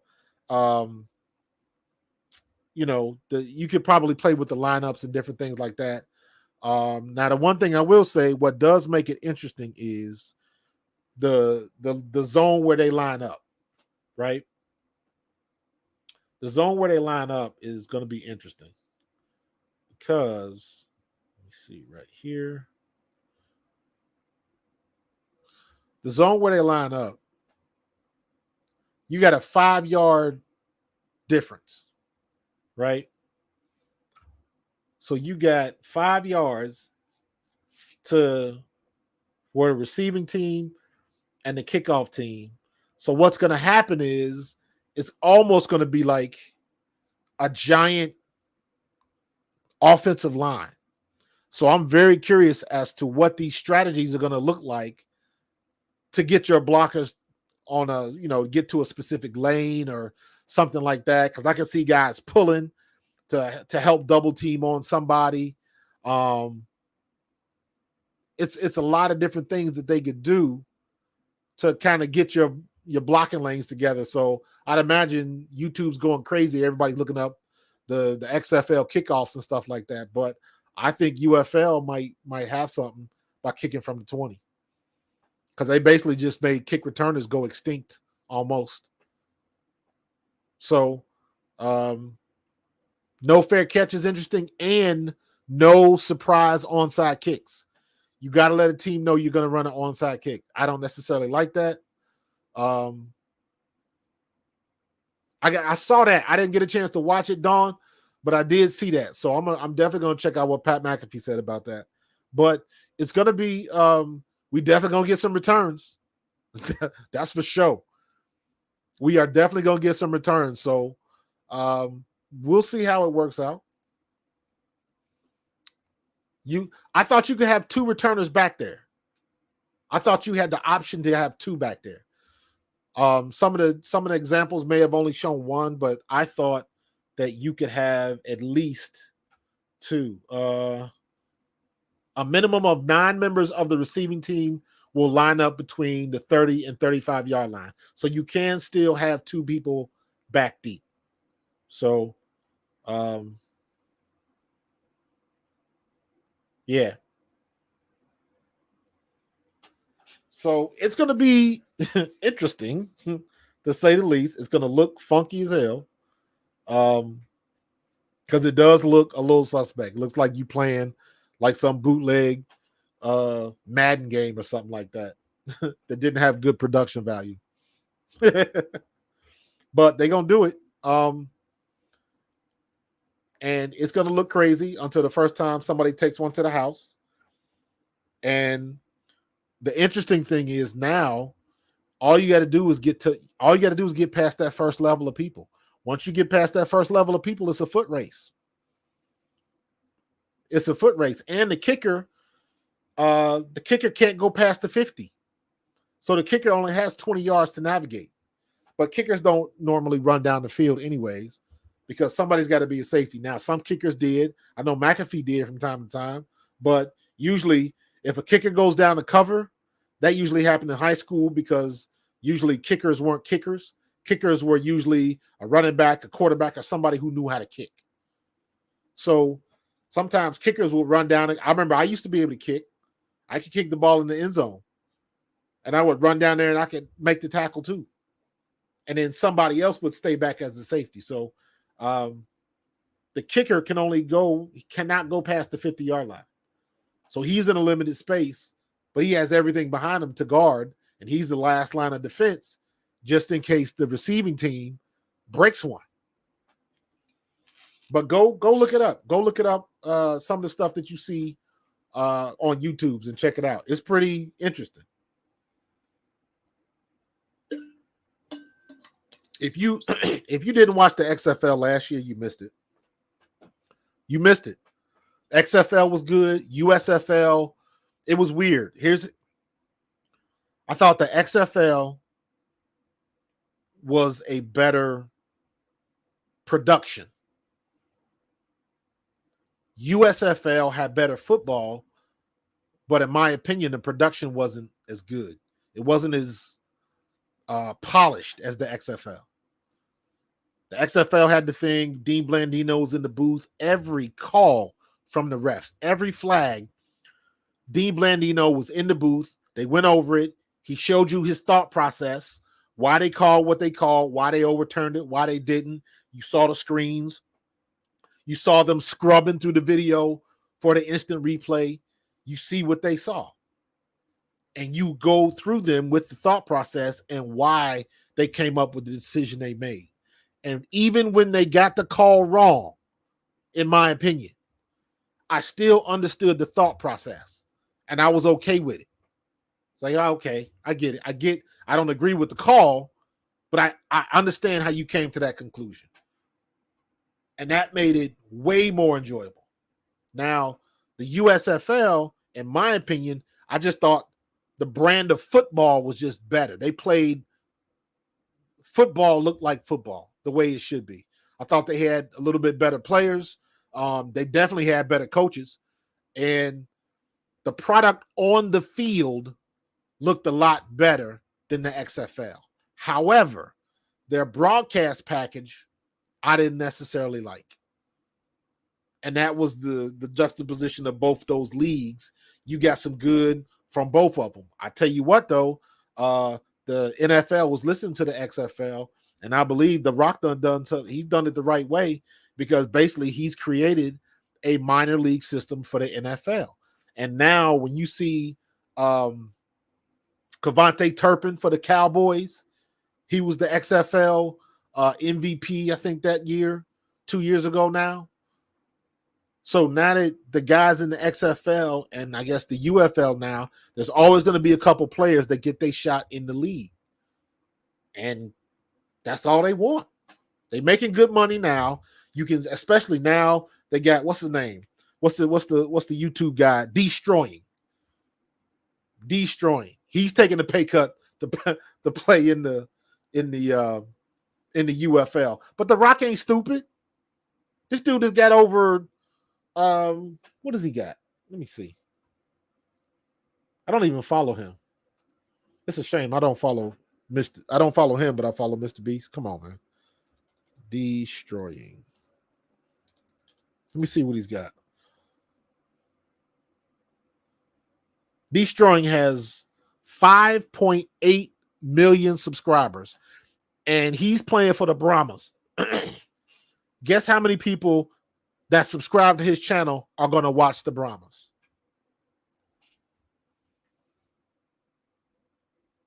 This is the Taylor Swift effect all over again.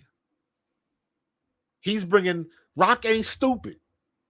He's bringing all of those subscribers, a big contingency of those subscribers are going to watch the UFL. They are going to watch the UFL, period. So they're going to get it in. And The Rock was smart to bring that kid along. He is a legitimate kicker. He took shots in the pros and for whatever reason didn't make it. You know how the politics go. Maybe he got a fair shot. Maybe he didn't. But he's in this league right now. And I've seen the dude kick. He's the real deal when it comes to kicking. So he has an opportunity to do some things in this league. And people are going to watch because of him. So The Rock ain't stupid. The Rock is not stupid. Very smart move. Very smart move.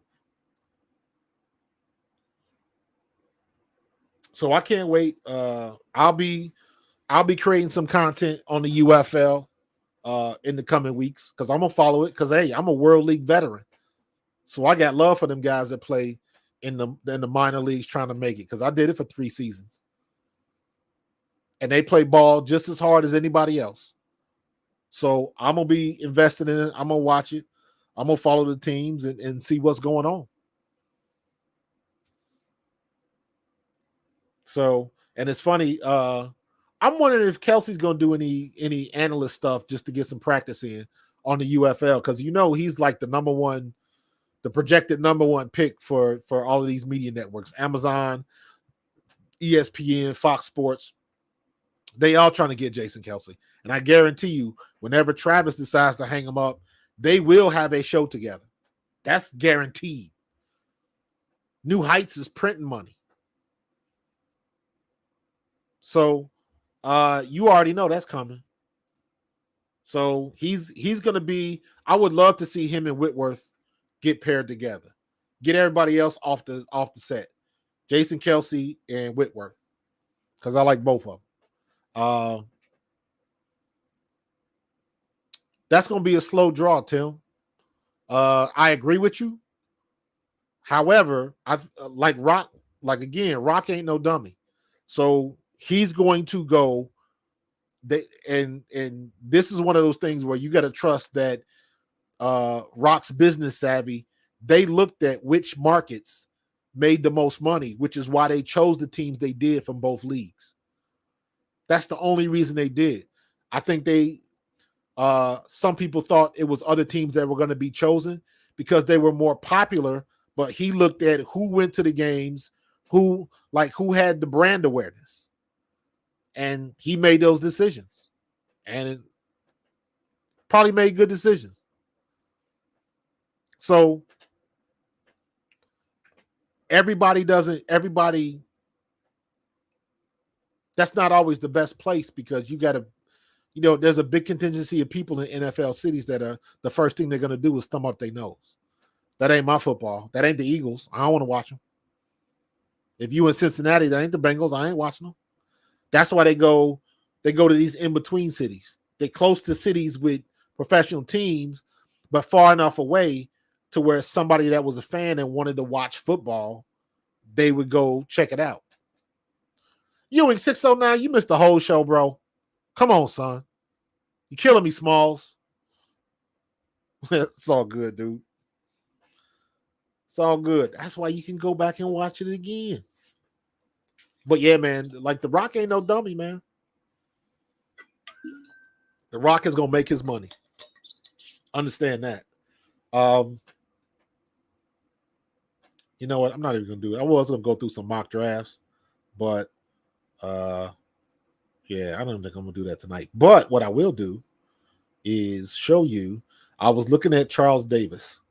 I'm gonna bring y'all in for this. Hold on. There we go. And did I? Oh, yeah, there we go. Get rid of that. So this is Charles Davis's this is Charles Davis's mock draft. I like Charles Davis for no other reason than I met Charles Davis. He used to do he used to broadcast the World League games when I was in the World League.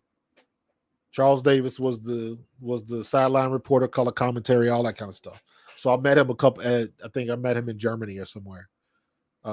When we, the World Bowl and all that kind of stuff. So I always had love for Charles Davis because he supported us, supported them Claymores. But this is Charles Davis's, I don't know which one this is. Let me see. This is 2.0, right? Think so. Yes, this is his latest one. And he did this today. He did this morning. So obviously Chicago Bears are taking Caleb Williams. Washington Commanders take Drake May. Jaden Daniels goes to the Patriots. That was interesting.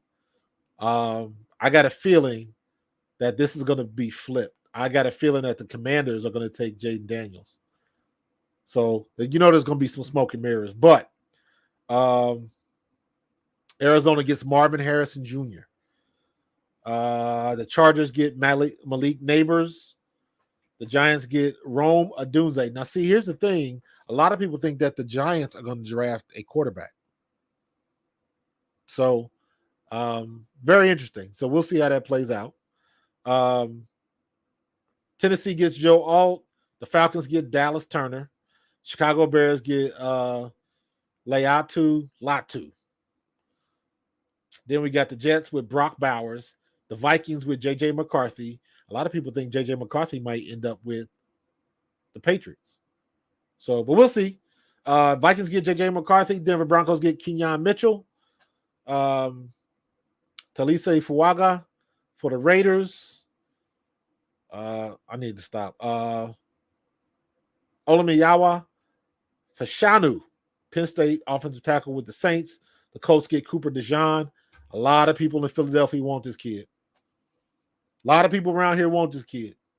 I like him. I like his size. I like his length. Got good speed. Yeah. Seattle Seahawks, Michael Penix Jr. I can see that happening. Jacksonville Jaguars, Byron Murphy II. The Bengals, Jazon Newton.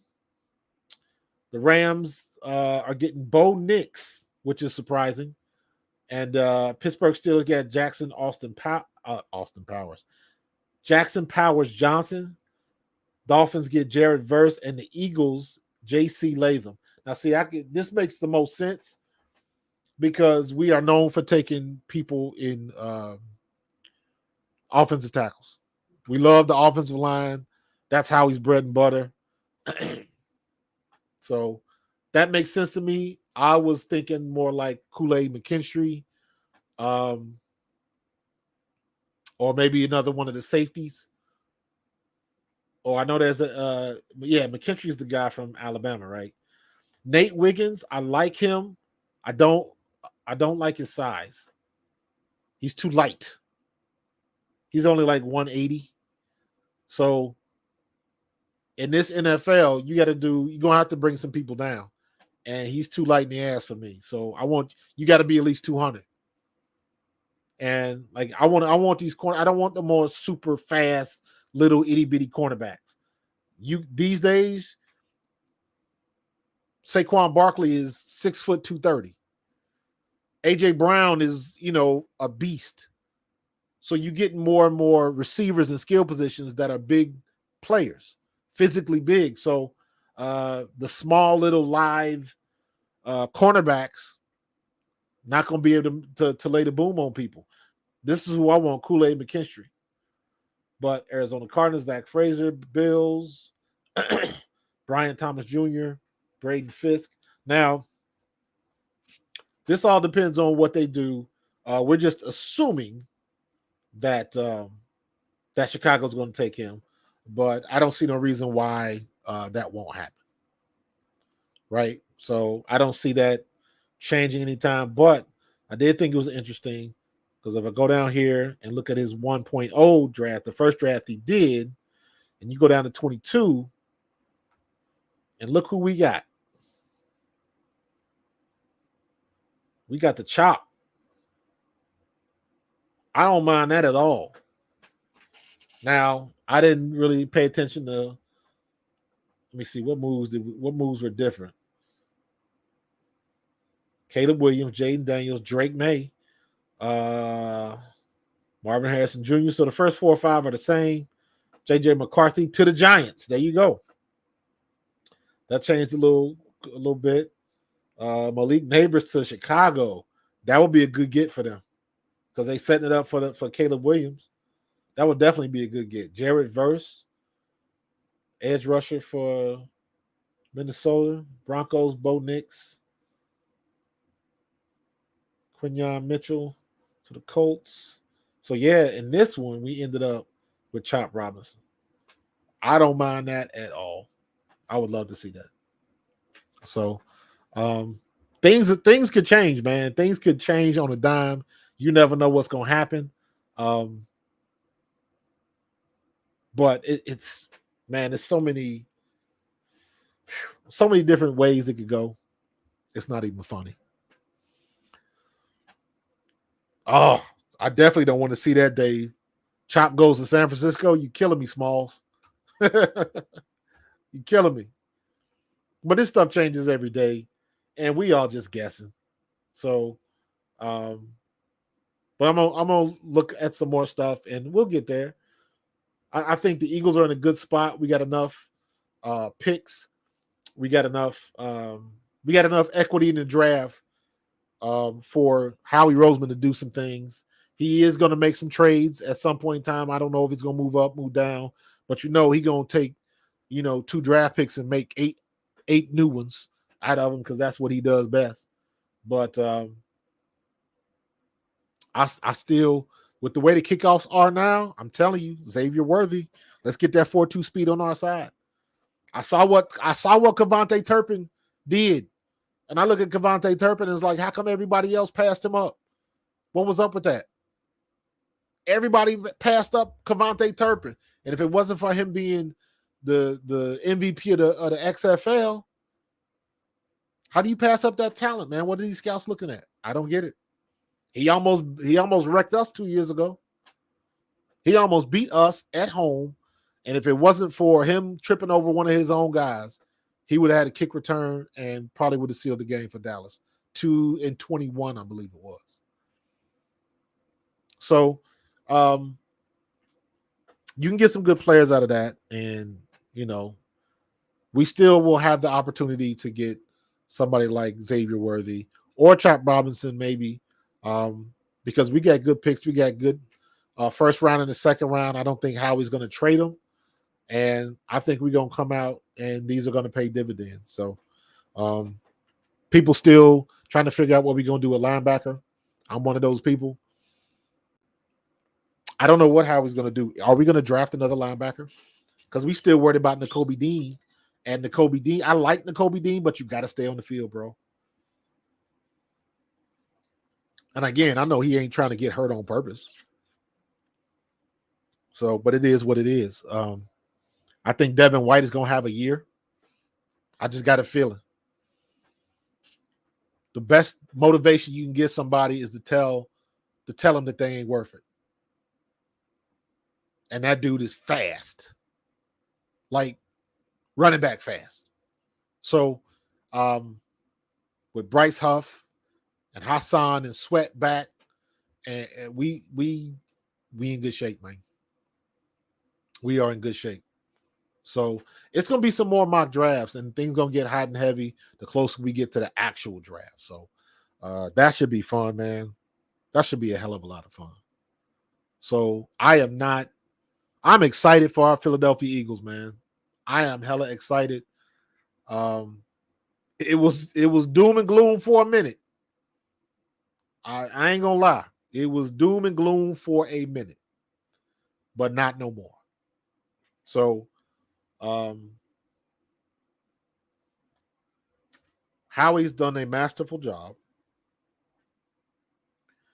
and we've got a offense to be feared, and we're working on the defense. The question mark is still the linebackers. So we will see what they're going to do soon. Very soon. So I don't know. The whole Haason Reddick thing hopefully will be settled before the draft. I hope he's not a draft day trade and anything like that, because it just, I don't know. I just want that to be done and over with before we even get to the draft. So we'll see. We shall see. But I'm about to get up out of here, man. We've been rolling for about 2 hours, which is good for me, man. We got 93 people on the YouTubes. We got 78 people in the Twitterverse. And then, let me see. How many people we got on the Facebooks? It don't tell me, does it? I see Dennis. I see Lorenzo. I see Dave. So we got some people in the Facebooks too. Doesn't tell me how many, though. In any case, if you're on Facebook, I appreciate you. If you in the Twitterverse, I appreciate you. And if you on the YouTubes, I appreciate you. And do me the favor, if you still hanging around with me, please, before you get up out of here, hit that subscribe button. Hit that subscribe button and click on that notification bell so you don't miss a thing. We got the Sweet 16 this weekend. I'll be getting some content together on that. With Caitlin Clark. There's some stuff going on with Caitlin Clark now that's funny, but that's what happens when you get on top. People start coming for your head. So we'll talk about that. But my pick to win the women's title is, of course, Dawn Staley and those South Carolina Gamecocks. Can't nobody beat them yet, but we shall see. So it should be a good bunch of games this weekend. I repeat, I will not be streaming tomorrow night. Usually I go Monday, Thursday, and Friday live streams. Monday and Friday are usually my late nights where I start at 9:30. But tomorrow's my anniversary, man. Me and the wife been married 27 years, bro. 27 years. So tomorrow's the anniversary. Me and the wife gonna go get something to eat and just chill out. So that should be good. Bet on yourself, media. I appreciate you, brother. Dave, Lorenzo, Dennis, everybody on Facebook, Frank, Al LaCorey, Howie. Appreciate you. Tim Payton, my frat brother, Jason Sink, Bow 316, Chris Bruce, Cody K, Don Vaughn. I appreciate you, bro. James Dillon. The chat was hot today, man. The chat was fire. And I appreciate that. KC Ross, old head. Casey, I will be, make sure you hit me up on the Twitterverse or somewhere. because I am efforting to get my guy Jason Dunn back, man. Me and Jason always have teammates back from the EKU days, and we've hooked up a couple times, and we're going to keep that going. So definitely want to talk to him again. I am efforting to get Barrett Brooks for next week. I reached out to him. He did respond, but he didn't give me a definite on a date yet. So I'm still working on that.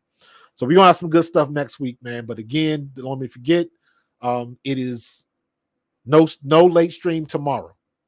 Okay? No late stream tomorrow. Maybe I'll make it up over the weekend with as I'm watching one of the games.